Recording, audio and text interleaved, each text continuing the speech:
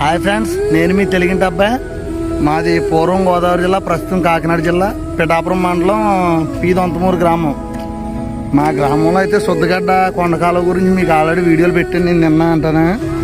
ఆ శుద్ధగడ్డ ఉధృతికి మా ఆకుమళ్ళు, మా చేలు మొత్తం కూడా ఒక గోదావరిని తలపించే విధంగానే శుభ్రం మునిగిపోయి చాలా పంటలో మాకు ఎటు ఊడ్చుకోవడానికి లేకుండా ఊడ్చిన చేలు మునిగిపోయి, ఊడ్చుకోవాల్సిన నారుమళ్ళు మునిగిపోయి ఊపిరి తలపని పరిస్థితి అయితే అయిపోయింది. మొత్తం మా ఆకుమడి అయితే ఎలా ఉందో మీకు ఒకసారి చూపిస్తాను, చూడండి.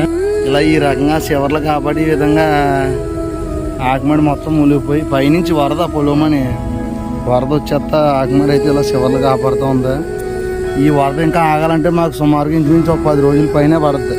ఇప్పుడు కనుక వర్షాలు ఆగితే, ఇలా వర్షాలు కంటిన్యూ అయితే వరద ఆగడం ఉండదు.